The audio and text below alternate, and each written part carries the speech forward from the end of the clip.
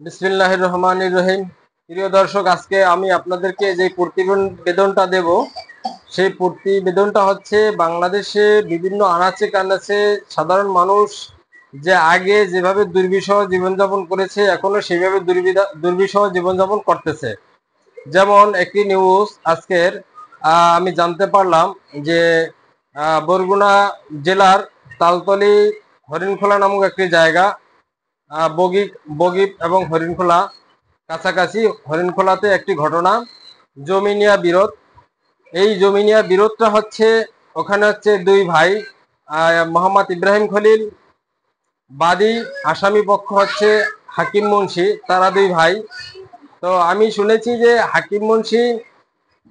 হাকিম মুন্সি দীর্ঘ 25 থেকে 30 বছরের বেশি যাবত মোহাম্মদ ইব্রাহিম খলিল তার প্রায় তাদের হিসেবে কুরার হিসাবে 3.25 কুরার উপরে জমি তারা বেদখল দিয়ে আওয়ামী সরকার আসার পরে, এবং তারা এই জমি বেদখল দিয়ে আরো আগে থেকেই খাচ্ছে, কিন্তু আওয়ামী সরকার আসার পর থেকে তারা ক্ষমতার অপব্যবহার করে আরো বেশি জোর চাপিয়ে আরো অধিক জমি তারা দখলে নিয়ে যায়।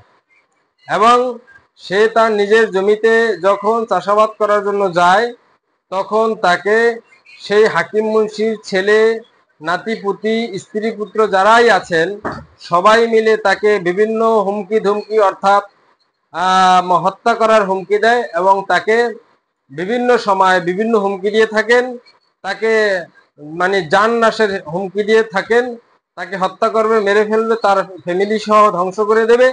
তার ছেলে, স্ত্রী, মেয়ে যারাই আছেন সকলকে হুমকি দিচ্ছেন, তারা বাড়িতে থাকতে পারবে না, ঘর দুয়ার জ্বালিয়ে দেবেন, এই ধরনের হুমকি দিয়ে যাচ্ছেন। এবং ইতিমধ্যে আরো শুনেছি, এলাকার বিভিন্ন মানুষের থেকে তথ্য আমি জানতে পেরেছি যে তারা ওই এলাকায় অনেকেরই এরকমের প্রভাব খাটিয়ে অনেকেরই জমি জমা এরকমের ঠকিয়ে খাচ্ছেন। তাদের সাথে তারা কোনো কোর্ট আদালত কোনো কিছুই তারা মানেন না, থানায় গেলে তারা ওসিকেও মানেন না, বা অনেক কোর্টের কথা কোর্ট কিছুই তারা মানেন না। সাধারণ এলাকার মানুষ যারা গণ্যমান্য আছেন তারা বারবার তাদেরকে বলেছেন, অনুরোধ করেছেন যে আপনারা মানে 10 জন লোক এলাকায় আছে, সালিশ দরবারে আপনারা বসেন, যদি আপনাদের জমি থাকে তাহলে আপনারা পাবেন। কিন্তু তারা কোনো সালিশ দরবার কোনো কিছুই মানেন না, তারা জোর জুলুম করে তারা জমি বেদখল করে খাচ্ছেন। তারা আওয়ামী সরকারের সময় যুবলীগের কর্মী ছিলেন, সেই প্রভাব দেখিয়ে আসছেন। এখন তারা বিভিন্ন সময় বিভিন্ন মিথ্যা মামলা, বাদী ইব্রাহিম খলিল তাকে মিথ্যা মামলা দিয়ে বিভিন্নভাবে হয়রানি করছেন। এবং থানার যারা প্রশাসন আছেন তারাও বেশি গুরুত্ব দিচ্ছেন না, কারণ তাদের টাকার অনেক প্রভাব দেখাচ্ছে, তাদের অনেক টাকা পয়সা বেশি, তারা বিভিন্নভাবে প্রশাসনকে টাকা দিয়ে তারা ম্যানেজ করে তারা এইভাবে মানুষের জমি জমা বেদখল দিয়ে খাচ্ছেন। ইতিমধ্যে এলাকার বিভিন্ন লোকের কাছে আমি শুনেছি, জানতে পেরেছি যে তাদের বিরুদ্ধে এরকমের অভিযোগ আছে। এবং হাকিম মুন্সি, তার ছেলে, নাতিপুতি যারা আছেন তাদেরকে নিয়ে, তারা সংখ্যা অনেক লোকজন, তাদেরকে নিয়ে বিভিন্ন সময় ইব্রাহিম খলিলকে হুমকি দিয়ে আসছেন, তারা কোনো কিছুই মানছেন না। সাধারণ মানুষ মোহাম্মদ ইব্রাহিম খলিল, হ্যাঁ, এবং মোহাম্মদ ইব্রাহিম খলিল তার বাড়ি ভাঙচুর করে তার বাড়িতে গিয়ে তার ফ্যামিলির লোকজনকে আহত করে তারা গিয়ে আবার মিথ্যা মামলা সাজিয়ে ইব্রাহিম খলিলের পরিবারের অনেকজন সহ আশেপাশে আরো কয়েকজনকে মিথ্যা মামলা দেয়। তারা বেলেট দিয়ে মাথা চিরে তারা মামলা সাজায় তাদেরকে হয়রানি করে তারা টাকার প্রভাব দেখায়।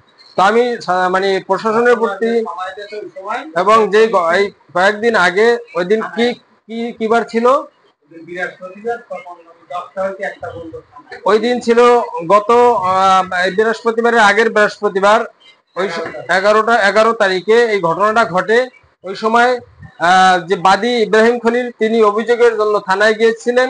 ওই সময়ই ঠিকই ওই যেই সময় ইব্রাহিম খলিল তিনি থানার ভিতরে ছিলেন ওসির সামনে, ওই সময় তারা ইব্রাহিম খলিলের বাড়িতে গিয়ে হামলা করে।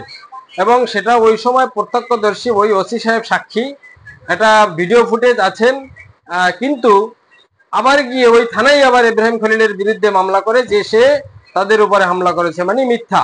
কিন্তু ওই ওসি সাক্ষী তারপরেও এই ওসি এই মামলা গ্রহণ করেন। কারণ হচ্ছে তাদের টাকার প্রভাব। তারা টাকার প্রভাব দেখিয়ে প্রশাসনকে টাকা খাইয়ে এই সাধারণ এই ব্যক্তিটাকে হয়রানি করছেন। আমি প্রশাসনের উপর দৃষ্টি আকর্ষণ করছি এইভাবে বিভিন্ন জায়গায় যে সাধারণ মানুষ হয়রানির শিকার যেন এইভাবে হয়রানির শিকার না হয়। তো আমি বেশি কিছু বলতে চাই না, আমি বারবারই বলছি প্রশাসনের দৃষ্টি আকর্ষণ করছি এবং তাদের নামে মামলা আছে। তারা আওয়ামী লীগ করতো, তারা দুঃশাসন এর আগে দুঃশাসন করেছে সাধারণ মানুষ প্রতি, সেই দুঃশাসন এখনো চালিয়ে যাচ্ছে। এটার জন্য পদক্ষেপ নেওয়া হয় এবং তাদেরকে কেন পদক্ষেপ নেওয়া হচ্ছে না এটা আমি প্রশাসনের প্রতি দৃষ্টি আকর্ষণ, বিশেষ করে তালতলী থানার যিনি ওসি আছেন ওসি সাহেবের প্রতি দৃষ্টি আকর্ষণ করছি, যাতে করে তিনি এই তাদের উপর পদক্ষেপ নেন। তারা যেহেতু মামলার আসামি তাদেরকে কেন অ্যারেস্ট করছেন না এটাও একটা বিষয়। কেন অ্যারেস্ট করছেন এটা বারবার বলছি, এই প্রশাসনের দৃষ্টি আকর্ষণ করছি। ধন্যবাদ।